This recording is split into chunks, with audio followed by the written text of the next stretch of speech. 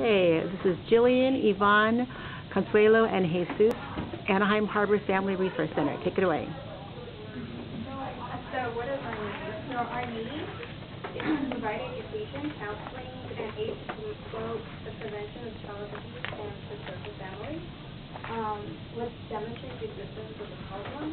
So we looked at, according to Orangewood Children's Foundation, there were 500 reports with child abuse, 2011 and 2012. So has the problem changed over time? And has it changed? How do we notice? It hasn't changed. According to Diana Torres, the program supervisor we interviewed, said that it hasn't changed over time. It's often a generational cycle within families. So this includes domestic violence, child abuse, poverty, education. So what methods are used to identify and locate people in need of these services? So this is word of mouth or referrals to the county social work, school counselors, or other agencies. So with data collected on our personal when they are hired, so HR collects it. They also seek for qualifications for the specific jobs they're applying to, and obviously you need to have the appropriate degree and the skills and background. So what evidence do you have of staff skills and qualifications? So like I said, degree, prior experience, and Diana Torres, she emphasized a lot on reference checks. So it was very important for her to go out and seek other prior work experience and other supervisors. So on the volunteers, they just collect basic information. Obviously, it's not as thorough as what they would collect as their staff members. However, everybody there is required to do the live scan due to the fact that they are working with children, so that also includes the volunteers. And basically, as I said, there's not a whole lot of information kept on them. They have sign-in sheets which tracks the dates and times that they work, and that's about it on the volunteers. As far as the training goes for staff and volunteers, the staff obviously gets more thorough training, a professional level of training, and then throughout the year they have the opportunity to go to workshops for personal growth, or new things that are happening within the agency or in the human services field. Or they also may attend seminars or webinars, which was something new that I had never heard of, a webinar, so that was interesting. They're now doing them online. And as far as the volunteers, they just get basic one-time training when they begin with the agency, and the supervisor whom we spoke with is the one that trains the volunteers. And the way that staff performance is monitored is through annual evaluations, and then every week they have what's called weekly supervision, and basically the case managers and the supervisors and staff members get together and discuss their cases. So at that point, the supervisor can monitor the staff as well as see anything that they may need to improve upon or things like that. Or also things that they're doing really well on, not necessarily areas of improvement.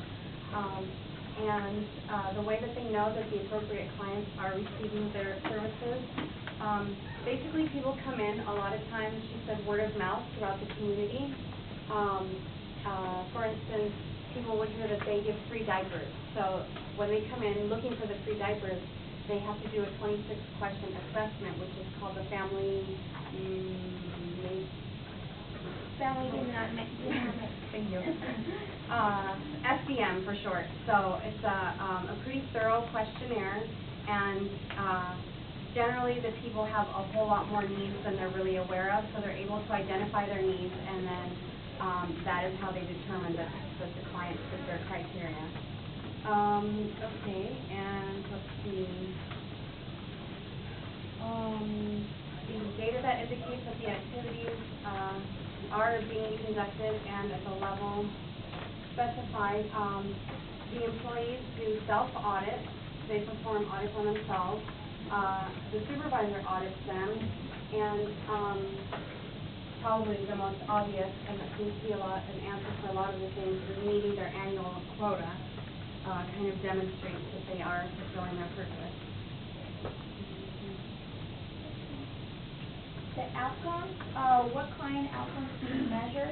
How often? What instruments, methods? Julie mentioned, they use at the San Luis Center the SDN, which is completed by each client at the beginning and then at the end of the completion, which usually they're between 2 to 3 months. The success is determined by meeting goals set at the beginning as well and then at the end. What data do you use to evaluate your program's overall effectiveness? All information is entered in a database and is annually reported. It's completed to reflect the program's overall effectiveness. Also, the staff observes the clients as they increase their skills such as parenting, knowledge of domestic violence, job researchment.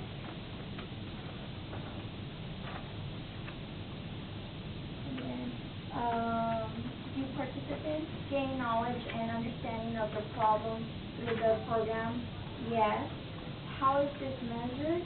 The client do gain knowledge and understanding of the problems through the program, which is measured by the facilitator through the use of open-ended questions, assessments, and information shared by clients and groups. Do participants change the behavior and or beliefs through the program? Yes, some they do change their behavior and beliefs. How is this measured? It's measured through the pre and post assessment by actual observation by the case manager and also by supervisor. Also, the interaction and dialogue between staff members and the client. Okay, for efficiency, what methods do you use to determine whether your program operations are cost effective compared to other similar programs?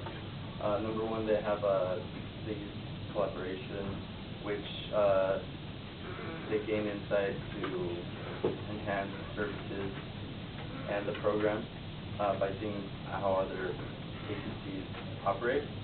And also, as Jillian had mentioned, meeting the annual quota, which is having 100 closed cases, but we're also talking about how it's focused on quality over quantity, so 100 effective cases,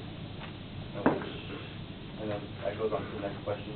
What are the benefits of this program to stakeholders other than the immediate clients and the families? The stakeholders see that the agency works hard in establishing a positive voice for children and teach the parents effective skills that will benefit the community. So this is all goes into community involvement. What services offered by this program are done by volunteers? How do you evaluate optimal use of volunteers? Well, they have the CIAC, which is the Community Engagement Action Council, and this council is completely made of volunteers, interns. And they are in charge of fundraising and event planning. An example is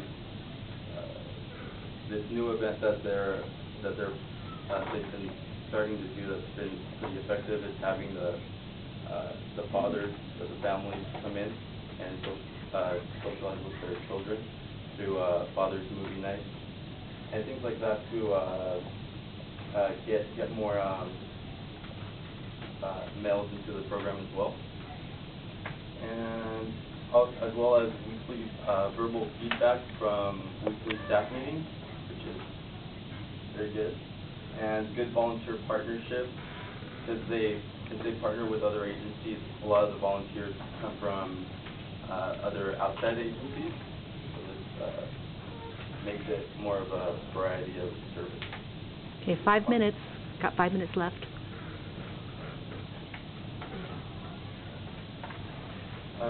Are any portions of your services underutilized, and how are you assessing this? The only thing that she mentioned was the folkloric dance group, and this is because there is a lot of interest for the group, but the families don't really have the sufficient economic resources, because they have to pay for the materials, the dresses are custom made, and they have to pay for transportation and for makeup and things like that. So yes, that's why it's very underutilized. What makes this location optimal for client access? How is this evaluated? Number one, it's located on Harbor in Anaheim. It's a very accessible street.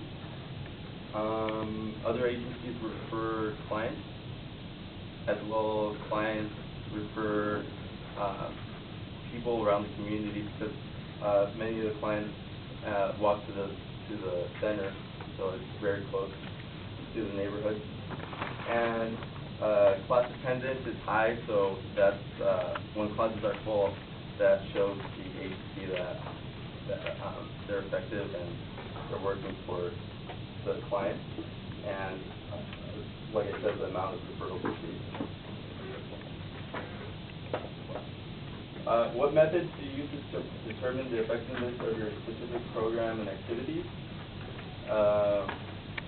Well, like they all have mentioned, the pre and post assessments, the FDM, the Family Dynamic Matrix, the 26-question survey to see what other needs the client may have, the amount of client participation, and their interest.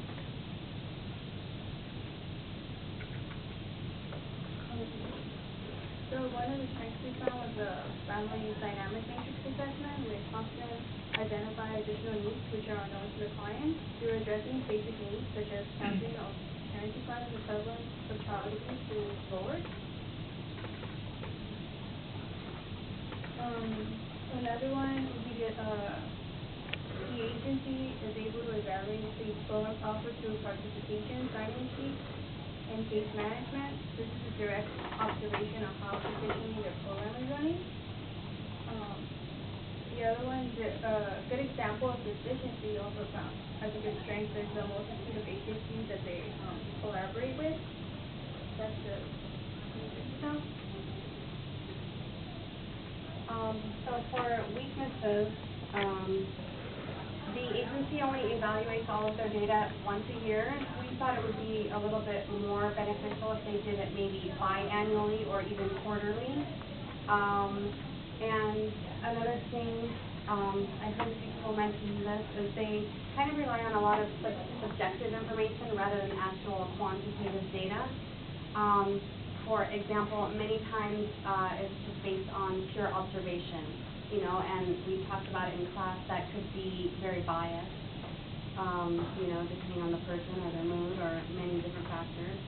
And again, the director wasn't really sure on the cost effectiveness of the program, and they just kind of rely on meeting their quota. So we thought that it might be beneficial if she was a little bit more aware of, the actual monetary issues. And that's about it.